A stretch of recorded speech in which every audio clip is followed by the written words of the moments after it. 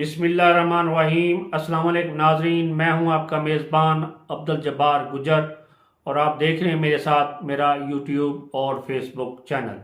محترم ناظرین، اللہ پاک آپ کو سلامت رکھے اور صحت اور تندرستی والی لمبی زندگی عطا کرے۔ تو آج پھر جناب ارشد شریف صاحب کا ذکر کرتے ہیں کہ کل ان کا پوسٹ مارٹم کے بعد ان کی لاش کو نیروبی سے جو پاکستانی سفارت خانے کے حوالے کیا گیا تھا، پاکستانی سفیر کی زیر نگرانی اس کو رات تقریباً جو یسٹرڈے جو لاسٹ ڈے تھا، لاسٹ نائٹ، اس کو نیروبی سے دوحہ اور دوحہ سے آج رات 1:35 پر وہ جو طیارہ تھا وہ پرواز کرے گا اور رات 1 بجے تقریباً اسلام آباد کے ایئرپورٹ پر لینڈ کرے گا۔ تو ارشد شریف صاحب کو پھر کل جو دن ہے وہ بنتا ہے بدھ کا، اور بدھ کے بعد پھر جمعرات کو ان کی تدفین ہوگی۔ محترم ناظرین، آج دن بھر ان کے گھر آنے والے مہمانوں کا تانتا پنا رہا۔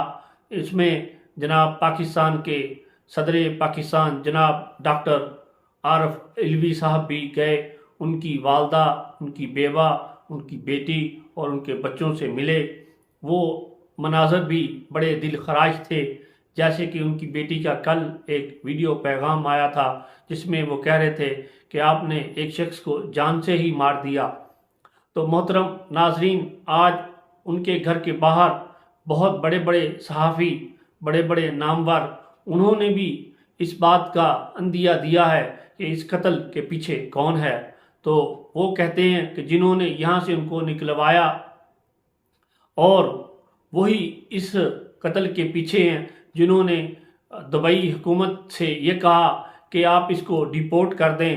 تو یقیناً بات ہے کہ یہ بات دل کو لگتی ہے کہ کچھ ایسا ہی ہے۔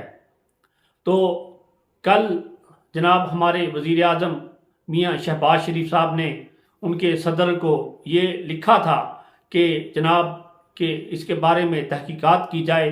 آج D G I S P R جو سابقہ میجر جنرل تھے، اب اللہ کے فضل سے وہ ترقی پا کر لیفٹیننٹ جنرل بن گئے، افتخار بابر صاحب، انہوں نے بھی یہ کہا کہ اس کے جو قاتل ہیں ان کو قرار واقعی سزا دی جائے، کیونکہ یہ ہائی پروفائل کیس ہے اور پاکستان کے ہائی پروفائل صحافی ہیں جو 10 سال تک ٹی وی سکرین پر اپنی صحافت انویسٹیگیشن کی رپورٹنگ کی وجہ سے راج کرتے رہے۔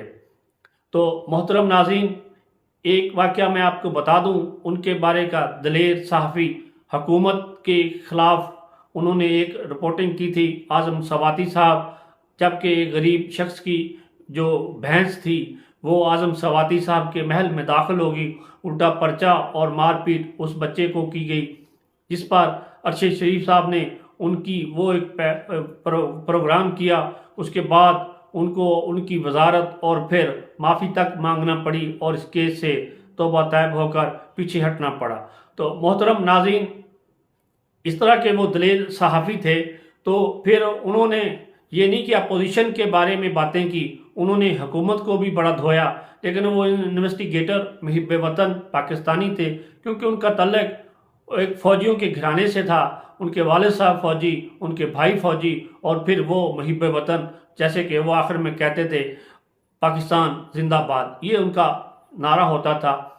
آج مریم بی بی نے ایک بہت ہی ایسی بات کہہ دی کہ وہ جو لوگوں کو تابوت میں بھجواتا تھا، آج وہ خود تابوت میں آ رہا ہے۔ ان اللہ و انا الیہ راجعون، ایک دن ہم سب نے لوٹ کر جانا ہے۔ صحافی کا کام ہوتا ہے کہ وہ عوام تک سچی خبر پہنچائے اور وہ عوام تک حقائق پہنچائے، ورنہ تو محترم ناظرین پھر صحافی تو نہ ہوا، پھر تو یہ ایک اشتہار ہے، وہ جو مرضی دے دے۔ یہاں پر کچھ لوگوں نے گولیاں کھا کر، اور کچھ لوگوں کی یہ ایسے ہے کہ وہ کہتے تھے کہ یہ بم لگا ہوا یہاں پر، کیسے پتہ چل گیا؟ تو ارشد شریف کو تو اپنی موت کا پتہ نہیں چلا گولی کس طرف سے آئی۔ تو بات کرتے ہیں ارشد شریف کے بارے میں۔ جو کینیا کا میڈیا ہے، نیروبی کا میڈیا ہے، اس نے کیا کہا؟ نیروبی کے میڈیا نے یہ کہا آج کہ جناب والا یہ اس طرح کی جو گاڑی تھی ان میں گاڑی اس طرح کی تھی مگر ان میں نمبروں کا ہیر پھیر تھا، مگر وہ آدھا گھنٹہ پہلے وہ بچہ کہیں اور سے مل گیا۔ ایسا لگتا ہے کہ اس گاڑی کو ٹارگٹ کر کے اس کو فائر کیے گئے، کیونکہ اس گاڑی پر 9 فائر کیے گئے۔ اگر بچے کو بچانا ہوتا آگے کوئی چیز کھڑی کر دیتے، اس کو روک لیتے، ٹائر برسٹ کر دیتے، ٹائروں میں گولی مار دیتے تو مر جاتے۔ پھر ان کا یہ بھی ایک بھونڈا سا جیسے کہ عافیہ صدیقی پر الزام امریکن نے لگایا تھا کہ اس نے ہمارے جوانوں پر، ہمارے سپاہیوں پر پستول تانا، جیسے ہمارے تھانے دار یہاں پر FIR میں لکھتے ہیں کہ جناب والا یہ کر دیا۔ اچھا، ایسی ہی وہ ایک FIR درج کی گئی جیسے کہ ہمارے تھانوں میں لکھا جاتا ہے، جیسے کہ اب PTI والوں نے راولپنڈی میں FIR کٹوائی ہے رانا ثناء اللہ اور اسلام آباد پولیس کے خلاف، جبکہ رانجھا صاحب نے اسلام آباد کے تھانہ سیکریٹریٹ میں یعنی کہ عمران خان صاحب اور ان کے ساتھیوں کے خلاف ایک FIR کٹوائی ہے۔ وہ بھی آپ کو پتہ ہوگا کہ اس کی کیا اہمیت ہے۔ تو محترم ناظرین، چلو یہ کراچی ہمارا شہر، بمبئی اور کینیا یہ ایک سیم ہے کہ یہاں پتہ ہی نہیں چلتا قاتل کون ہے اور کس نے مروایا ہے۔ تو یہ چاہے جو بھی کہا جائے یہ ٹارگٹ کلنگ ہے اور ٹارگٹ کر کے بنایا گیا ہے۔ یہ آج سارا دن جو کینیا کا ٹی وی اور اس کے جو رپورٹر ہیں وہ بتاتے رہے۔ وہ ایک اتنے دلیر صحافی تھے کہ اعظم سواتی صاحب کے جو انہوں نے ایک پروگرام کیا تھا ان کے خلاف، تو بعد میں اعظم سواتی صاحب کو اس بچے سے، اس بھینس والے بچے سے معافی مانگنی پڑی، پھر جان چھڑوانی پڑی اور جا کر رفع دفع ہوا، ان کے کپڑے اتار کے رکھ دیے تھے۔ آج مریم بی بی نے ایک ٹویٹ کی ہے کہ لوگوں کو تابوت میں بھیجنے والا خود تابوت میں آ رہا ہے۔ ان اللہ و انا الیہ راجعون، ہم اللہ کی امانت ہیں، اللہ کی چیز ہیں اور اسی کی طرف لوٹ کے جانا ہے، اسی کا مال ہے۔ کل نفس ذائقۃ الموت، ہر جاندار چیز نے ایک دن موت کا ذائقہ چکھنا ہے۔ تو محترم ناظرین، ارشد شریف نے کبھی ڈائریکٹ کسی پر ہٹ نہیں کی۔ انہوں نے نواز شریف صاحب یا ان کے کیسز کو تو ہٹ کیا ہوگا، انہوں نے کہا ہوگا، کبھی مریم بی بی یا کلثوم نواز کے بارے میں انہوں نے ایسی بات نہیں کی۔ سب ماؤں بہنوں بیٹیوں والے ہیں۔ صحافی کا کام ہوتا ہے کہ وہ سچی خبر بتائے اپنے ناظرین کو، ورنہ اگر سچی خبر نہیں بتانی پھر تو وہ یوں ہی سمجھیں کہ ایک اشتہار چل رہا ہے، اس کے اشتہار کے پیسے ملے ہوئے ہیں وہ ہم دکھا رہے ہیں۔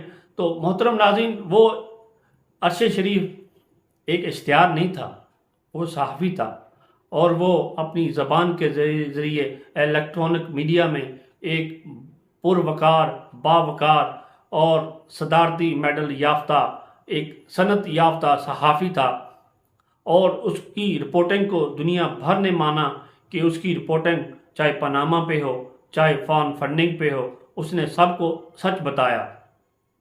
محترم ناظرین، اس طرح کی جو ہیں آج پھر ان کے گھر کے باہر صحافیوں کا بھی تانتا بنا رہا، اور اس طرح کی جو مریم بی بی نے آج ایک اس کا ری ٹویٹ کیا ہے، یہ بھی نامناسب سی بات ہے کہ ایک مردہ شخص ایک ایسے صحافی جس کی وجہ سے پورا میڈیا، پوری دنیا ہل چکی ہے، اور اس کے بارے میں اس طرح کا ٹویٹ کرنا اپنے گراف کو نیچا کرنے کے مترادف ہے۔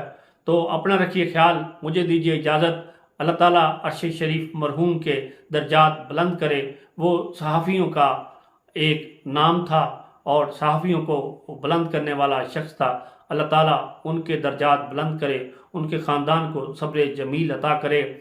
بہت مہربانی، شکریہ۔ پھر ملتے ہیں کسی پروگرام کے ساتھ، مجھے دیجیے تب تک اجازت۔ خدا حافظ۔